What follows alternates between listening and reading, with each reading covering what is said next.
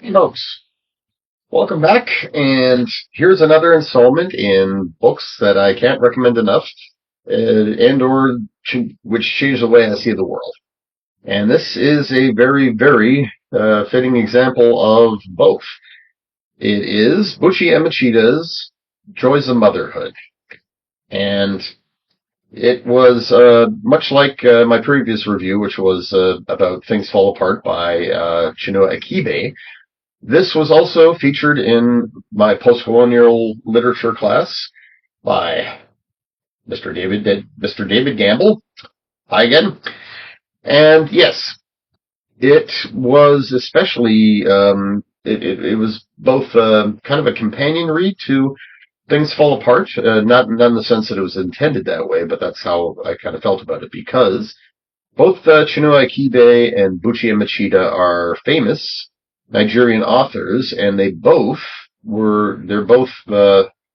descend from the same Igbo culture, the same cultural family, right? And so it was very interesting to see another book that dealt with Igbo culture in Nigeria, which it's set a little later than Chinua Achebe's book, in that Nigeria has now become a colony, which was something that was still in process there in Things Fall Apart. But yeah, Buchi Yamashita's story begins in a village, and it is the focus there is on the woman who will become the main character's mother. Although I would be remiss if I didn't say that, in fact, the story begins with a scene, or a woman in the city. She's running, fleeing. She's just absolutely horribly distraught, and she steps onto a bridge with the plan to jump off. And she remarks that her chi, her personal god, which is a concept in the Igbo culture there, which I believe I mentioned last time. If not, it's the Igbo belief that they believe in many gods, and that everyone has a personal god. So much in the same way a guardian angel or a spirit animal, just something in the spiritual realm that watches over us. And this is what a person's chi is. Fascinating little cultural symmetry there between with China and the concept of spirit, animus. Anyway, so she is saying to herself that her chi must have been this specific woman, because only a woman would be so cruel to another.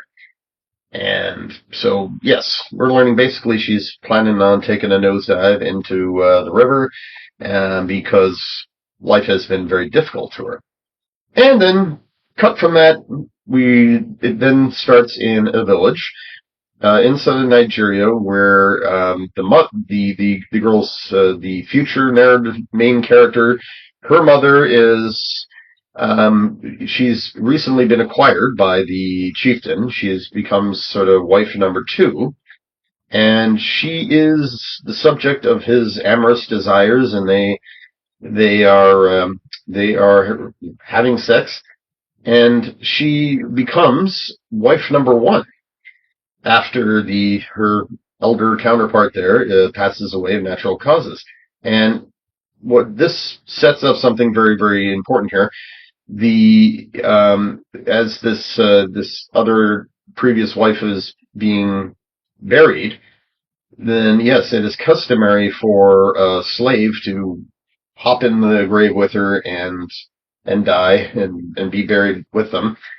Now, the slave in particular did not want to go, and she tried desperately to plead with the chieftain to let her out, but one of the chieftain's sons was just aggravated as hell that this woman was denying his mother a proper burial, so he struck her dead, and she falls into the grave. And this will come up later.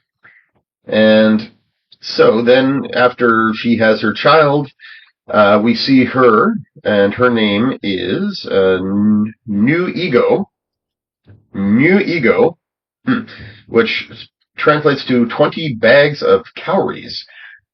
She is now growing up in Igbo culture there, and so we see the usual motifs and cool elements there that were in Things Fall Apart. The hut structures that they build and how they're arranged so that you've got the chieftains or a man, right? Any man in this culture, someone who's an individual property and means, and they will have a sort of a central room for themselves, and then you have several adjacent structures built to that there, which were the wives' huts and quarters. And so, yeah, they're interconnected, and the husband is expected to visit the wives, and of course produce children with all of them. And this immediately establishes something that is very, very at the heart here of what Buchi Emecheta is saying in this novel and in several others, which is that traditionally, yeah, the wife is expected to bear children. That is their value. They're expected to make babies, A, and some of them better be sons, B. And beyond that, and the and it is as with any patriarchal society, it's very obvious that it's like, oh, motherhood is venerated, right? People are say they respect their mothers so very much, they love their mothers. It's like, yeah, the position of motherhood is deeply respected, even revered. But women are treated badly, like second-class citizens or just not even people, just baby makers. And this is a fundamental and extremely common contradiction of patriarchal societies, right? So, in any case, she reaches adulthood, and she's married off to a man of influence, and they are enjoying their lives. She is, they are having sex together on a regular basis, but she is not conceiving, and this becomes a problem. A woman who is barren in their culture is of no use. And things eventually come to a head because she is desperate to conceive, and she just sort of on a lark there grabs another woman's baby and starts trying to nurse. And the husband finds her doing that and whacks her with a wooden pillow, I believe. Which I did look up. Yeah, it's one basically wooden, and it's concave, and yeah, you just position your head into it, and it supports it just nicely, and yeah, so without any actual cushioning, you got a hard pillow, and it works. Um, yeah, so he hits her with one of those, and then of course the baby is immediately snatched away, and they send her to her room to await judgment, basically. So, as I recall, that was the entire inciting event here. They decide that she's no good to us here. She's barren. Best to send her off somewhere. And so the decision is made to sell her off to another man who lives in the city, Lagos. And as we learn from this, as we're stepping from countryside into the city, yeah, it is. It is now. The story began. It was late 19th century, and it is getting around to the early 20th century, and World War One follows not long thereafter. Yeah, so the man she's married off to now, his name is Naif, and he is a fat, kind of slovenly, insecure man who naturally takes out his all of his issues there on his wife.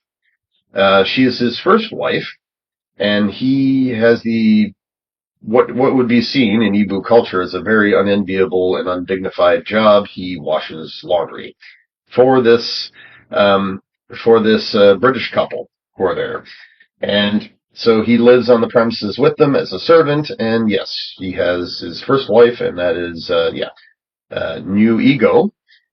And interestingly enough, she does conceive. Shortly after moving in there, she starts having children and produces sons. So immediately she's worth her weight in dowries of all kinds. And then I remember World War I happening there because you have the husband of the manor. He is going off to the war, and this is a surprise to Naif and the household staff because it's like he's not a soldier. He's kind of old, right? And and this was interesting. This was all rendered in pidgin English, right? This part of the conversations there, right? So yeah, got to see a little bit what that sounds like, and I again would mention my mentor who helped me write my essay for this course, Kashimoto. Um, he he similarly, we were talking about this at one point. I was asking about pidgin, and he broke some out. He was from Zaire, modern day Democratic Republic of Congo, but yeah, he knew the score there. And basically, pidgin, um, it refers to any kind of conglomeration of English and local languages, right? So yeah, you hear the same term used by British colonials in China, over in Africa and South America, elsewhere, right? And yeah, so in any case, this does sort of change up the dynamic in the house for a while. And Naif also gets a second wife, a younger one, who is unlike New Ego, is at first, tries to be amenable to him, tries to curry his favor in their house, because of course she's the new woman, but she finds herself falling into less favorable status because she has two daughters, and I don't believe they're twins, because that was something that came up in Things Fall Apart. Is that twins are in the Igbo culture, they're seen as just um, very bad luck or curse, much the same way that albino children were. And so, yeah, they would be sacrificed generally because, yeah, it's like you make devil spawn, you deal with them. So yeah, and then any other children that would typically be shown, you could find them elsewhere. I could be wrong. They may very well have been twins, and the fact that they survive is because they live in the city. However, the bottom line is that by having girls only, New is now considered wife number one because she goes on to have a few more children, and more than one of them are boys. And yeah, in time they eventually move out and get their own property. And Naif is, as years pass, Naif is sent off to war, and this time it's the Second World War. And so the ladies are there. They manage things when he is gone. They are living relatively well and happily. But eventually, hardship begins to set in because, of course, as women, they're not entitled to anywhere near the same privileges as men, and therefore are not likely to have a lot of opportunities to earn. And so, yes, the second wife, she decides that she's taken her girls and she's becoming a prostitute. And contrary to, how prostitution is generally perceived in our culture, North America, etc. This decision actually kind of for women in the day and age, it represented a kind of liberation. It represented a freedom and a means of making money, and it did not involve pimps or drug abuse, as far as I can tell. It is sort of held up as But of course, in a sort of ironic way, it's freedom. It's mobility, social mobility. And so Nuwu is still maintaining the house, and her kids are going to school, and and this is a very interesting aspect of this book and the next one I'm going to talk about, which is Weep Not Child by Ngugi wa Thiong'o of Kenya. And it is how that in the interwar years, in the interwar generation between World War One and World War Two, and certainly during the war and after, if you lived in a British colony, at any rate, yeah. Although I do believe this applied to the French and even the Japanese were doing some reforms in the interwar years. Basically, it was kind of understood. It's like World War One shattered the myth of imperialism as a good thing, and so given that, the victors in that war, um, yes, the French, British, Americans, Dominions, etc., given the fact that dismantling empires became kind of a rallying and a propaganda cry, as the war went on. So dismantling the German Empire, the Austro-Hungarian Empire, the Turkish Empire, right? The three antagonists there. That became a justification. And it was always ironic, of course, because Russia, the Russian Empire, was a Western ally. But in any case, they did take this sort of thinking, this propaganda seriously. And whether it was just out of a sense of, yeah, the old ways are done, that they're not, they don't hold up to any kind of moral scrutiny anymore, or just that their respective governments realized they were going broke and couldn't afford their empires anymore. They began to dedicate some serious resources to building schools and infrastructure in these countries. And it wasn't exactly the kind of infrastructure that was meant to last or service independence, right? Economically, the only thing that Europeans built in Africa or any other colonies for that matter was like roads to and from the mines or to and from the plantations to the ports so that you could just take all this wealth that you were pilfering from the country and ship it out to where it would be turned into finished products or what have you. So they didn't do much of that, but they did build a lot of schools and they did build some roads that actually connected different communities and so forth to the city. So there did seem to be the understanding there that in order to produce future leaders, they need to get the same education that we have back home. And of course, there's so much racism inherent in this, we have to educate these people because otherwise how can they be expected to run their own affairs and so forth? Just virulent, Eurocentric, pompous arrogance. Ugh. However, yes, they're speaking to my own experience there. Kashimoto himself was a product of that generation there, right? Very highly educated man who attended a university that was built during the interwar years. And so, her sons are basically training and they will become, after the war's over, after World War II, when African countries began to really start to clamor for their independence, right? That was, it was that generation that the people looked to. It's like the education outcomes for this generation are wonderful. They're the future leaders of our country. So there's a lot of excitement and positivity at that time, and it's conveyed in this and other African literature that I've seen, and not the least of which, in fact, very famously, "Weep Not Child." In any case, Naif comes home, and he is feeling pretty big for his britches now. He has his military pension.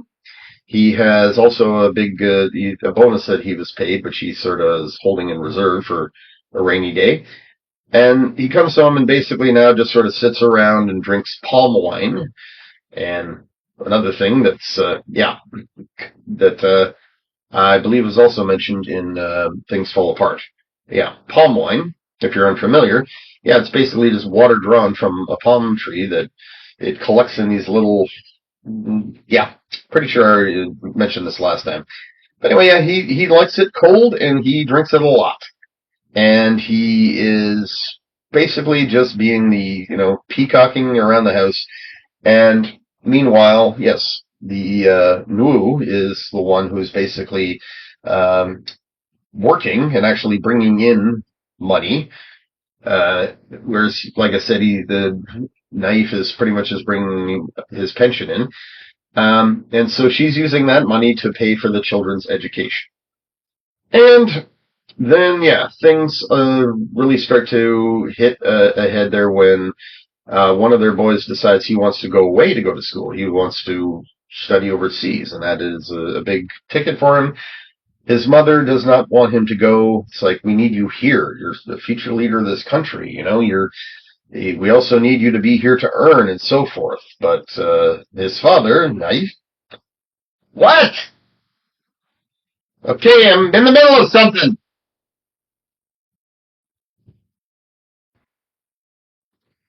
However, his father, Naif, decides he's going to break out that bonus I mentioned earlier, several £100, I think, and he's going to use that to pay for the boy's schooling. And so his mother is saddened and hurt and feeling very undermined.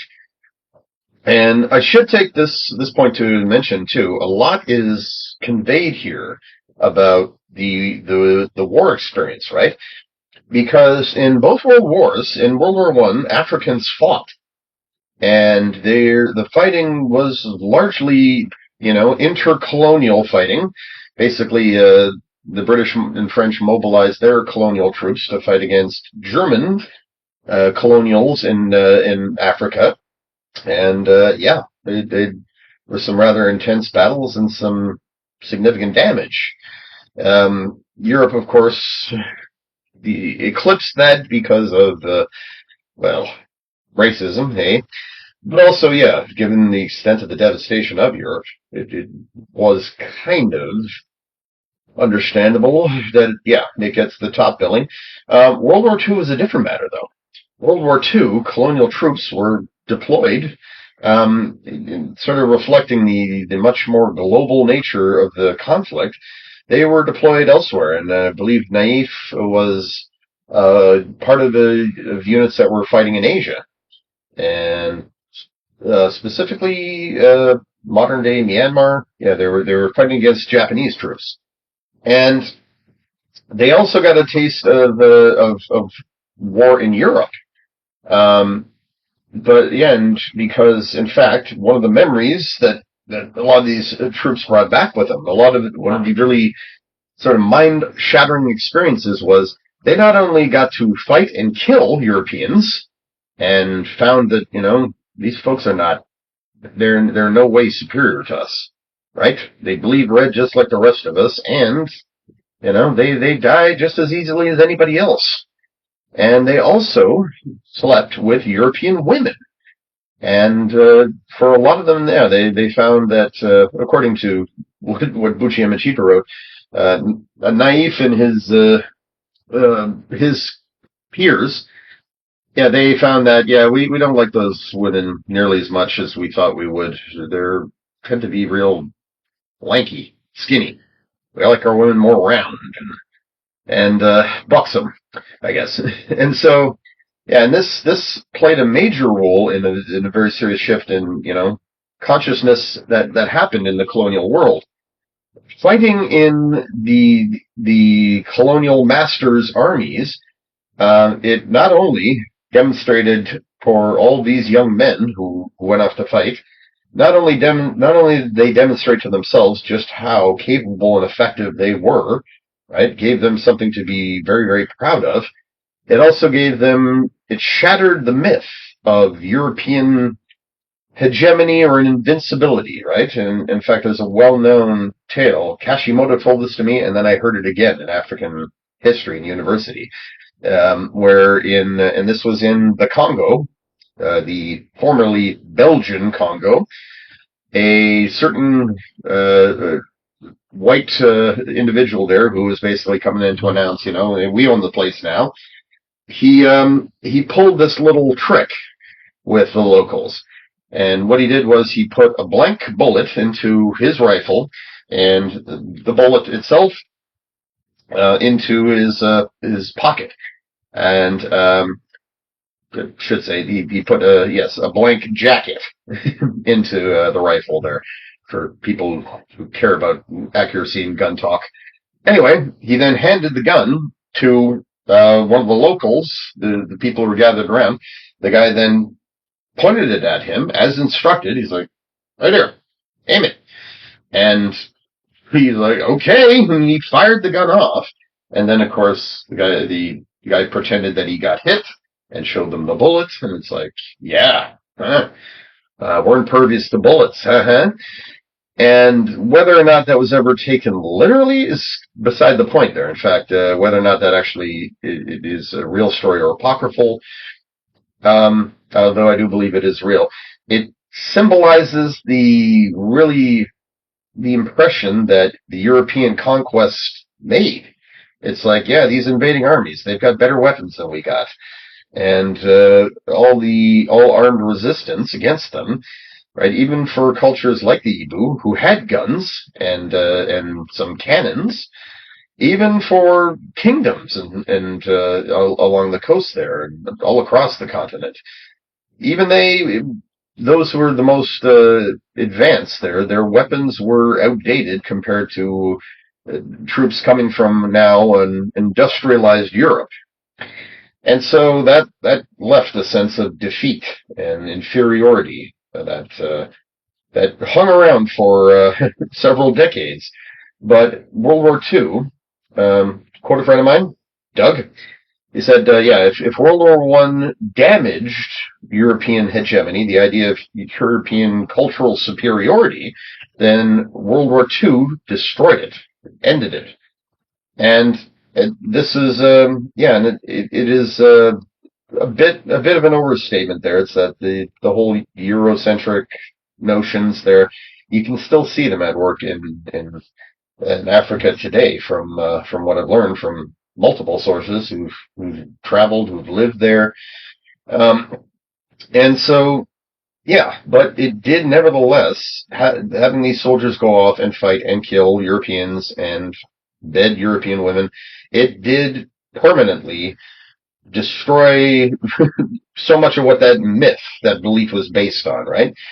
And so, yeah, in any case, Naif, this is why, of course, he's, he has this air of self-confidence and so forth about him now.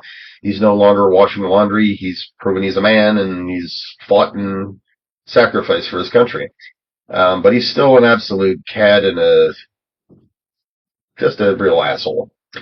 And so, things, again, as I was saying, they're coming to a head, but things really come to a head when Naif, in a just drunken and very, very angry moment there, yes, I believe it is due to one of their sons is wanting to marry someone, and he doesn't approve. The son defies him, so he gets his cutlass and is going out basically to cause trouble. And he's nabbed and arrested, and the family's all there looking at him getting nabbed by police, and he, of course, turns to her and says, "This is all your fault, honey. You raised your children bad."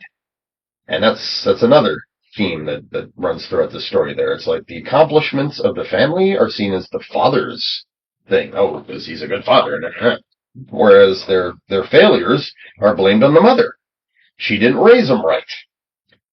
And so a trial takes place. Naif is called before, he's now testifying on his own behalf, and his defense is, well, it was a matter of honor, and yeah, drink was involved, and my family needs me. I pay for my son's schooling, and yeah, oh, the sons, by the way, yeah, they're the future leaders of this country.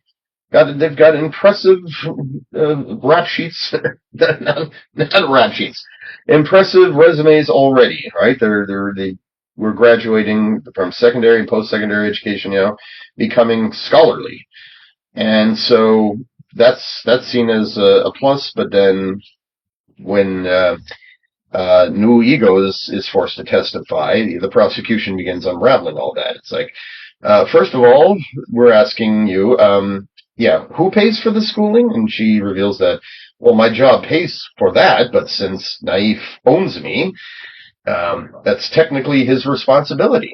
And to which they're saying, it's like, I'm sorry, that's not the way it works anymore. No, he doesn't own you. And if you're making this money to pay for the kid's schooling, technically you don't need him. And yeah, that and the weight of the crime itself, he was basically on a homicidal rage bent, he's sent to jail. And so, Nuo Ego, far from being, really happy and so forth, she returns home, she's very concerned and sits the family down for a talk and says, listen, I need your help here. We are in a situation here now. Your father's in jail, and the eldest brother who went off to study abroad, he's not coming back. In fact, he's studying in the United States towards the end, and apparently marrying an American Caucasian woman. So the family's quite upset about all this. It's like, you're needed here. Why are you doing that? You've assimilated and so forth.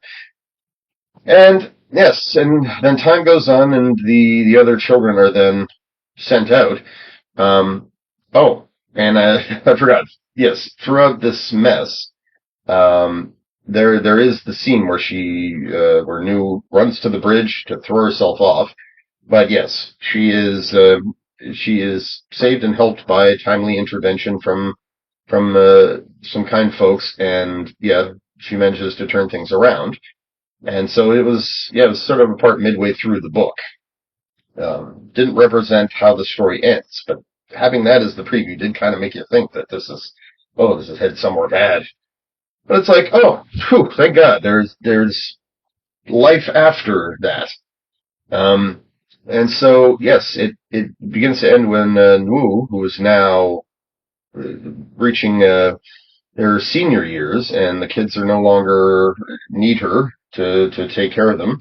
She decides that she's going to retire and to her village. Yeah, head on back there to basically live out the rest of her days. And when she gets there, she finds that people have built a small shrine to her in front of her where she lives, because in her absence they heard about how she had multiple children and some of them were boys. So other families came and prayed at this shrine to her spirit, even though she's still alive. Basically, they're trying to curry favor with her because they think, oh yeah, you were fertile. You can. We pray to you for fertility. To show us the way. Let us imitate you. And there is a very, very telling scene there too. And I was mentioning it not that long ago when I was writing that essay about I'm not hero. I'm no hero. Yeah, people who don't want your praise and so forth. Yeah. And while she's boarding the bus, which is going to be taking her into the countryside, the young man who's the driver, he is naturally very deferential and respectful and saying, oh, and how are you doing and where are you going? And she's basically is honest and says, my life is very difficult and uncertain. It's been a really long haul and I'm going home. I don't know to what. I'm, not happy. To which he then says, oh, but you're a mother. You're above all that. And so, yeah, Buchi Emecheta a couple times in the book there is like she's speaking directly to the reader, right? It's like, yeah, the wife, her only value is in making babies. And if she's making daughters, she better try harder. And That, yeah, whereas the father gets all the credit, the mother gets all the blame. And the respect, the veneration there, it's, it is completely, it's hypocritical, right? And it is, it's like we revere you ladies as mothers because, oh, you're so strong, you're so good, and that's what inspired me to talk about that. Where people will offer praise to those who are going through really hard times, and it's like those people don't really want to hear that, right? It's like that praise is basically you saying you don't want to help, or you don't actually empathize here. You don't want to think about it. You just want to be like, oh, that's nothing. Don't trouble yourself. And of course, it's very sexist too, right? Oh, there. Complaining, honey. It's not so bad. Comes in the form of like a compliment, but it's not. Anyway, so yes, she then returns to her village and she passes on natural causes. And then, there is also a scene, I believe, where, yeah, in her death, in her absence there, when some of the families who would come around and pray for her to conceive are failing to, they come by and throw garbage on the shrine.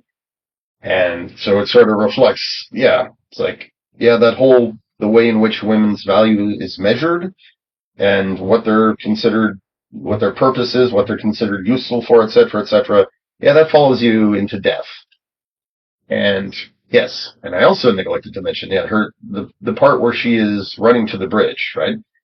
She was convinced at that moment that that slave who was killed and thrown in with my mother, yeah, she came to believe, um, somewhere in the midst of the story there, and I think she started believing this the moment she couldn't conceive with her first husband, that in fact her chi was that woman's spirit, and that she was punishing her, right? So she was inflicting hardship upon her because she was obviously upset about being murdered. And so, yeah, that is exactly what she meant, Buchi Emecheta meant when writing in that opening scene, that her chi had to be a woman, because only a woman could be so cruel to another woman, right? And yeah, it's another hallmark of highly sexist cultures. It's that, yeah, not only are the women forced to jockey for position, but they will be cruel to each other and their daughters because, of course, yeah, it's like society looks down on us, it treats us badly, etc., and we're all competing for a limited amount of favorability and decent treatment. And yeah, and it is very symptomatic too that in such cultures, mothers are typically not very nice to their daughters. They pass that hardship onto them, the expectations, right? They really just sort of internalize it and give it back, whereas they praise the boys, right? And seem to think they can do no wrong. They're mommy's little angels, etc. And so, that is the story. And but the dedication that is put in the front there to all mothers. I mean, everything about this book was just eye-opening.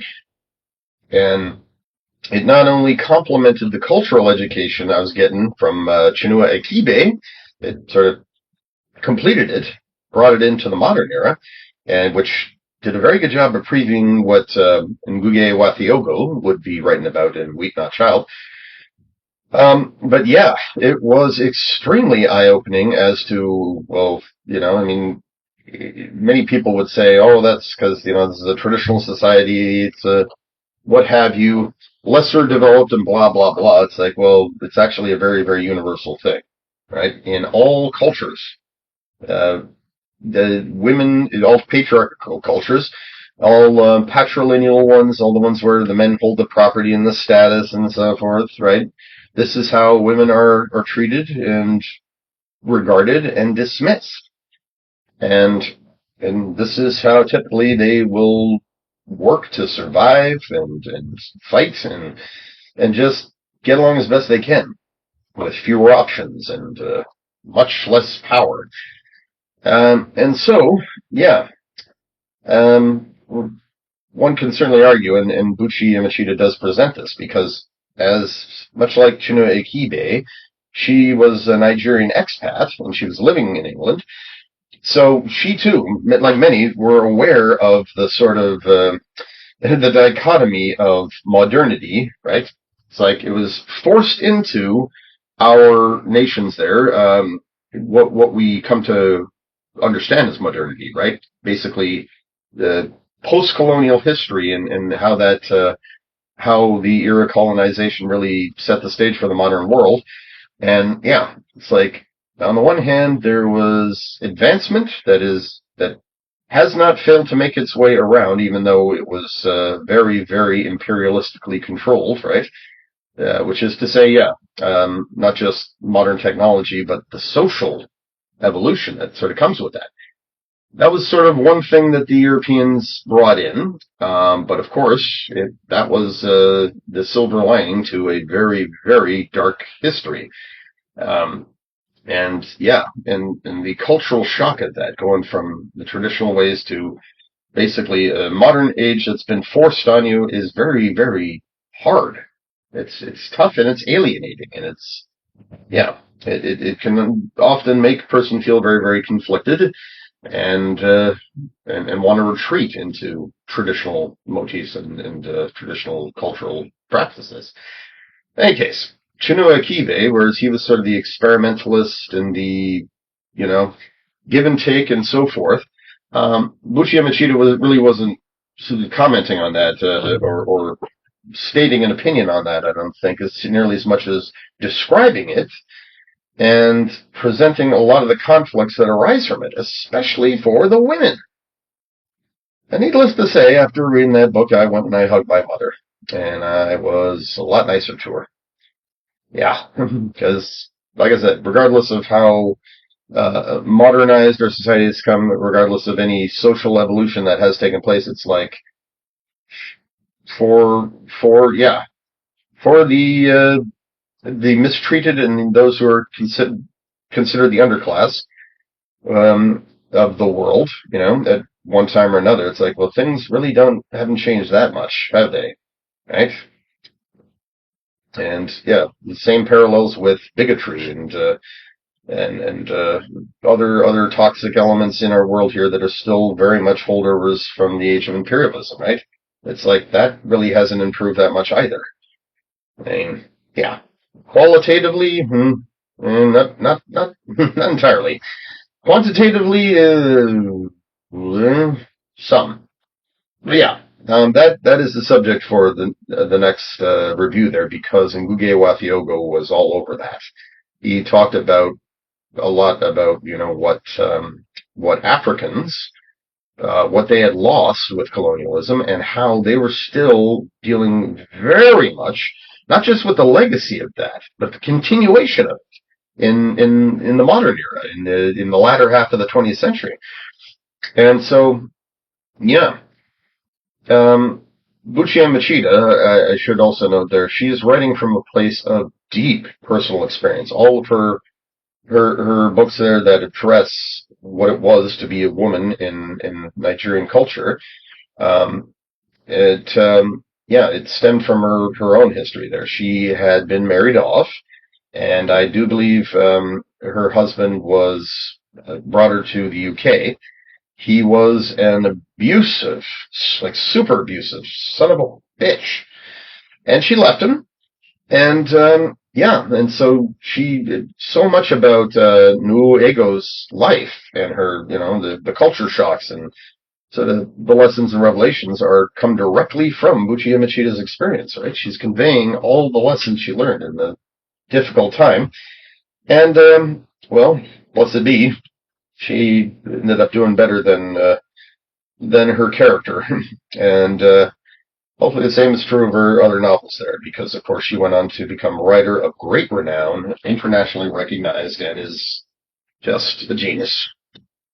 Anyway, that's my review of Joys of Motherhood, which did change the way I see the world, and I also cannot recommend it enough. Read it, and I would underline this with my fellow XY chromosomes carriers there. it's that, yeah, it is something that's very eye-opening there. It is something that really helps relate to you how sexism, how misogyny, whether it is something that's culturally ingrained in us or just pervasive and not being challenged, right? How that looks and feels from the other side, and that's an education every man needs to have. We'd have a lot less abusers and rapists and so forth if people could subject themselves to that kind of education from an early age. And yeah, this book is definitely a very good is a very good book to read. In fact, I would put it, citing Mr. Gamble's advice regarding 1984. Yeah, if they're not making you read this book in high school, right? Go out and get it. Get Things Fall Apart, and I would also say get Weep Not Child. Get 1984 if they aren't making you read that. Get Captains of Consciousness. There's several books. If they're not making you read these, read them anyway, because that's actually what makes it a lot of fun. It's not on anybody's syllabus. They're not forcing you to read it. You're doing it by choice. And yeah, you won't be sorry. So yeah, add that to the list. And yeah, in the meantime, partway through I had to stop due to someone being at the door. So yes, it was only when I came back that I poured myself a beer. So a review is in order.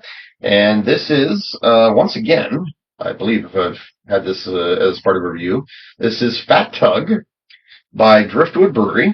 And this is a Driftwood mug, bought directly from the brewery. Yeah, and it is their flagship India Pale Ale, and it is really quite good. And it is how I learned about Cascade hops, this actual beer, about 15 years ago. It was new at the time. Driftwood was pretty new. And the drinking I thought was delightfully bitter, and I swear to God, it tastes like grapefruit. And